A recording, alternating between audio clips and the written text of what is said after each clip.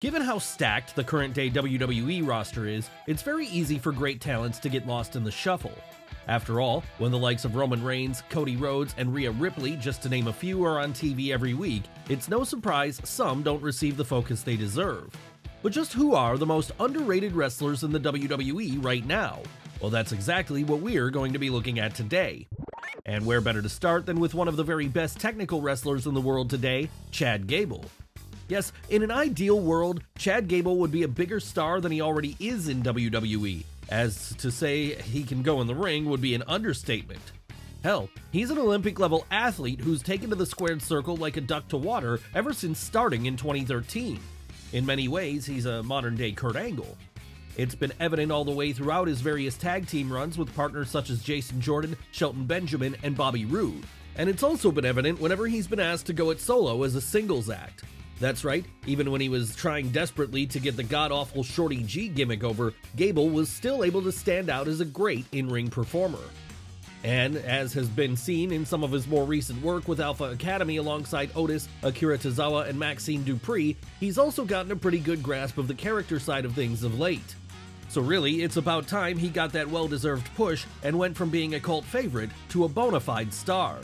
Of course, should WWE choose to do this, they have an easy way of going about it then, as there's already a built-in story with Gable working his way back up towards getting a shot at Gunther's Intercontinental title, and this time beating him. It could even be a great way to elevate the Minnesota native at WrestleMania 40. But even if this doesn't happen, it won't make him any less great. No, we've no doubt that regardless of how much he's pushed on TV, Chad Gable will continue to quietly steal the show every time he's in the ring, in the process proving just why fans continue to get behind him and want to see him be more than he already is.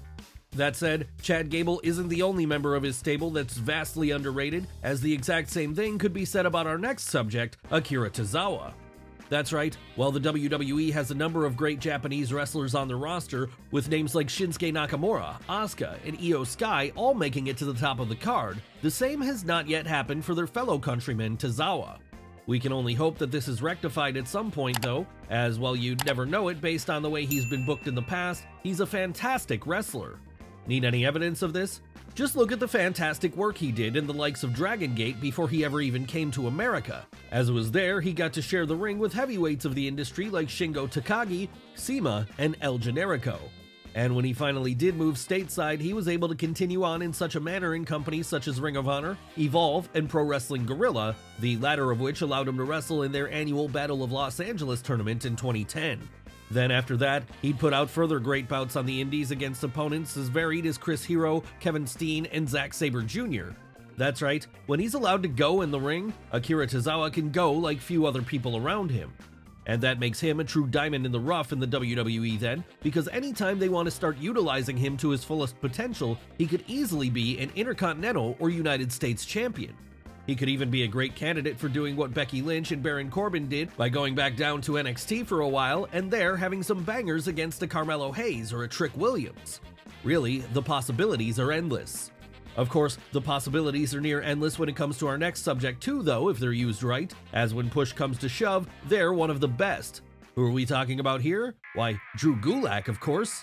That's right, while he might have suffered under a Vince McMahon run in WWE on account of his relatively short stature, this doesn't need to be a problem for the Pennsylvania native anymore now that the new Triple H regime is in place. No, with the game seeming to be far more open-minded in terms of the people he's willing to push, there's no reason we couldn't see Drew Gulak have more opportunities as the weeks and months progress. It's not like he can't rise to the occasion whenever he's given the chance, as his matches against Daniel Bryan during the Thunderdome era of SmackDown proved. And it's not as if he can't lead a division when called upon, because we've seen him do just this at points with the Cruiserweights on 205 Live. Sure, 205 Live was a smaller stage in the grander scheme of things, as we're pretty sure that show had lower viewership numbers than a random test pattern does, but that was no fault of the performers involved. No, everyone on that show constantly put out excellent work, and of the people who put out the best there, Gulak might be at the very top of that list. After all, he was just one of the few people there who had an actual character, and wasn't just defined by his in-ring skills.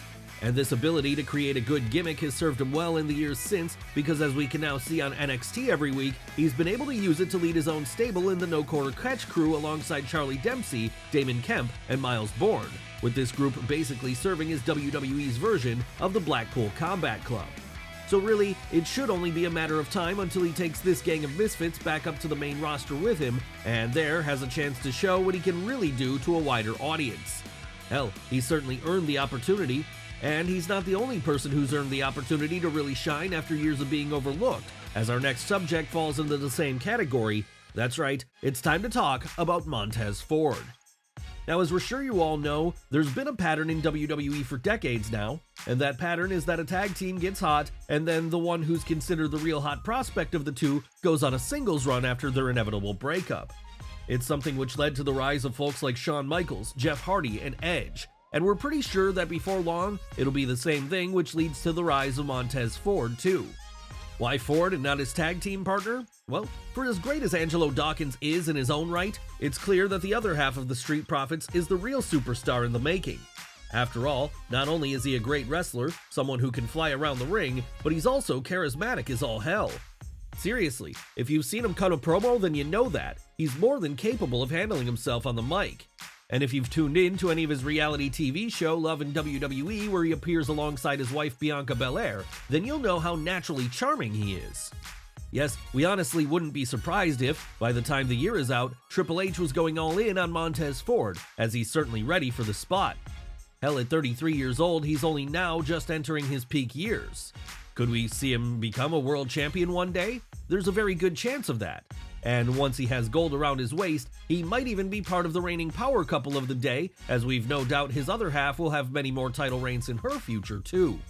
We just hope WWE doesn't wait too long with this one, as there's always a moment to strike with such things, and if that moment passes, it can be hard to get it back again. Of course, the current regime seems a lot more tuned into such things, so we have faith we'll be talking about Montes Ford getting his full due before long. And if there's any justice, we'll also be saying the same thing about our next subject, Dakota Kai. Sure, you could argue that she's already involved in the hottest women's program in WWE today as part of Damage Control, but given the fact her injury status has kept her out of the ring for most of it, there's a definite feeling that the New Zealand native is still underutilized to some degree. And that's a crime in many ways, as she really is one of the better women on the roster today, even if she hasn't always been presented as such. Just look at her work on both the New Zealand and American indies if you need any evidence of this. And as if that isn't enough, then look at her work in Stardom, where she went toe-to-toe with the trinity of the promotion, Io Shirai, Kairi Hojo, and Mayu Iwatani, arguably the best three women's wrestlers of their generation. But you don't have to venture outside of the WWE to understand how great Dakota Kai can be, because as early as her time in NXT, she was having great matches against Rhea Ripley and Shayna Baszler, all while she was also proving she could excel in terms of character work too when she turned heel on her longtime partner Tegan Nox in 2019. In fact, it was this latter feud which gave us one of the great hidden gems of the modern WWE era, Kai vs. Nox in a street fight at TakeOver Portland in February of 2020. And once she won this one and moved up to the main roster soon thereafter, the former Evie continued to be a quiet highlight every week. Sure, it might have taken a change in management for her to really get a role she could sink her teeth into when she aligned herself with Bayley and Io Sky, but following that, she'd be a constant presence on SmackDown, even if it did feel like she was playing third wheel for the most part. Of course, given the fact that Damage Control are now splitting away from Bayley, we can only hope this means there'll be more of a focus on Kai as a star in her own right going forward, as it's easy to imagine her being a world title contender if the circumstances are right. Will she be the one to dethrone Rhea Ripley at some point? Anything's possible. After all, this is a whole new era of WWE, and people like her might now finally be able to get the shine they never would have been given before. But what of one of the other great underrated and underutilized performers of the women's division in New York? Surely she deserves her moment too. Well, when you're talking about Zelina Vega, this statement couldn't be more true. The only question is, what role would best serve Zelina then? As while she's certainly capable in the ring, her real highlights over the years have come while she's been working as a mouthpiece for someone else. Seriously, has there been a better manager-client pairing this decade than the one which involved Andrade and her, outside of Roman Reigns and Paul Heyman, of course? Maybe it's the fact she's moved away from such a role in recent years then that's seen her become so overlooked, as since 2021, she's mostly been used as an in-ring wrestler. And when she's competing in that field against the likes of Charlotte Flair, Bianca Belair, and Bayley, it can be hard to stand out. Sure, she's good at this role. Her match against Rhea Ripley at May 6, 2023's Backlash is evidence enough of that. We just hope her verbal skills don't get wasted as time goes on though, as she's one of the very best talkers in the business when given a chance. But with her currently being a key part of the LWO, perhaps we shouldn't be too worried about such a reality coming to pass, as there, she's getting the best of both worlds by not only wrestling regularly, but also by serving as a de facto mouthpiece for the group most weeks. Still, even in such a role of importance, it's easy to see she could be so much more should the stars one day align and she gets the chance to go to that next level again. Yes, it's sad Zelina Vega has never really been used to her full potential on the main roster yet, but who knows? If the last few years of wrestling have taught us anything, it's that everything can change on a dime. Hell, by this time next year, she might even have formed a new power couple of her own, should her husband Malachi Black rejoin WWE once his current contract with AEW ends, that is. And if this happens, a great person to stand across the ring from them in an early feud might be our next subject, someone who's been undervalued for far too long, and that's Bobby Lashley.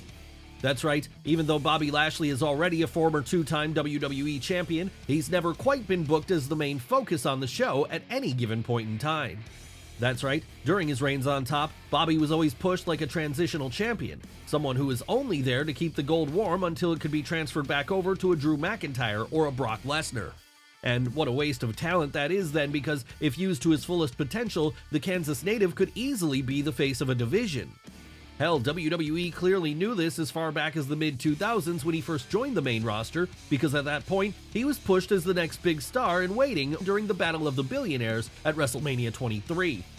And even when he left the Fed and joined TNA in 2009, they'd be all too aware of how big a deal he was, which was exactly why that particular company made Lashley their world champion on 4 separate occasions. Then there's also the legitimacy factor to be considered. After all, given the scripted nature of wrestling, it can be very hard to convince fans that someone is a real threat. But when you have a person like Bobby on your roster, a man who has a 15-2 overall MMA record and a 5-0 record in Bellator alone, that shouldn't be a problem. So why has the Almighty never fully gotten his due in WWE then? Well, probably for the reasons we outlined way back at the start of this video. There's just so much high-level talent and only so much television space for them to occupy each week. But with the likes of CM Punk injured now, and Brock Lesnar possibly gone for good, there may be space opening up for the big man to finally get the focus he deserves. And he's not the only former WWE champion we're going to be looking at today who's also grossly undervalued as it happens, because our next subject fits the same bill. Who are we talking about this time? Why, who else but Jinder Mahal? That's right, with his run with the top prize generally being treated like a fever dream at best and a punchline at worst, there's no other way to think of Jinder Mahal other than someone who is ranked pretty low by most people's standards. And that's a shame because while he might not be world title material on the level of a Steve Austin or a John Cena, he's certainly got a role to play on the show every week, and that role is as a solid hand who can serve as a heel foil for a babyface.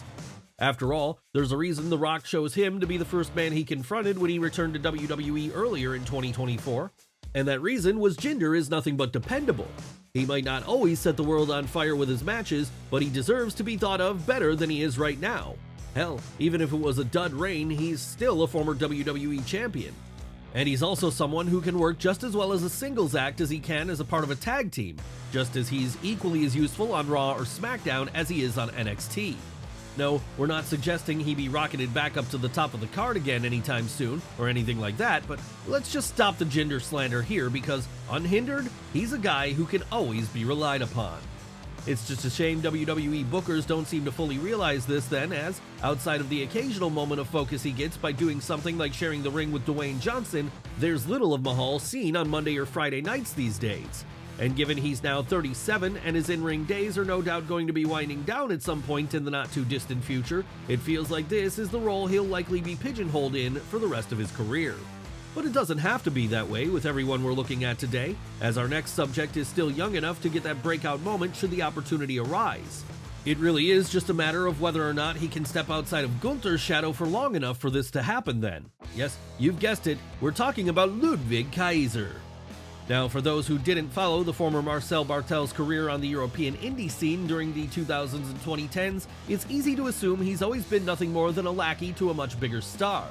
But if you thought that, you'd be wrong, because Kaiser is very good in his own right. Good enough that he'd at one point become a one-time unified World Wrestling Champion in German promotion Westside Extreme Wrestling. Then, after he was finished with this, he'd shine in Progress as part of Ringkampf, the precursor to Imperium. Hell, even in NXT, he was able to make a name for himself by there becoming a two-time tag team champion alongside Fabian Aichner. Unfortunately though, as of now, he's yet to replicate the same success on the main roster. But with him still only being 33, there's plenty of time to change such a reality.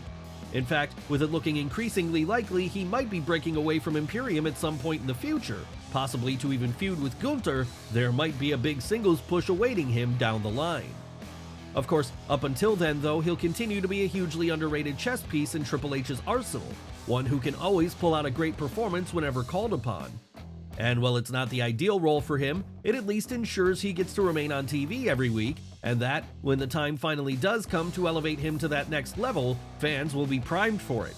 But what of our next subject, another prominent tag team act on Raw? Will fans take to a potential singles push from him one day too? We certainly hope so, because when it comes to Ivar, he has all the boxes checked. Sure, it might not seem obvious on the face of things, but the former Hanson quietly has a great resume of performances under his belt.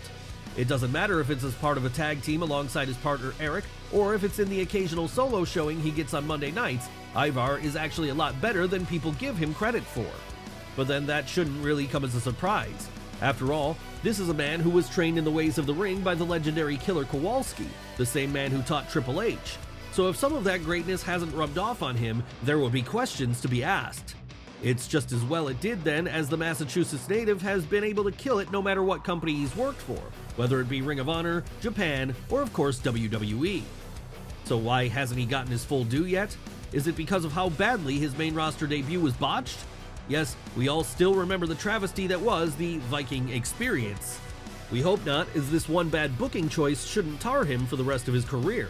No, we expect it's just a case of tag team wrestling not really being a big focus in WWE. Maybe then if he ever decides to go solo full time, things will be different for Ivar, but then in the same breath, we also hope this doesn't happen, as we don't want to see the War Raiders break up either. Rather, we'd much rather see them get a significant push with the tag team titles, enough to where they can make those belts feel as important as the Usos briefly made them feel in 2021 and 2022. Of course, even if this doesn't happen though, we're sure Ivar will continue to show how good he is each and every week, even if he isn't always recognized for this. But then the same could be said about everyone else we've discussed today.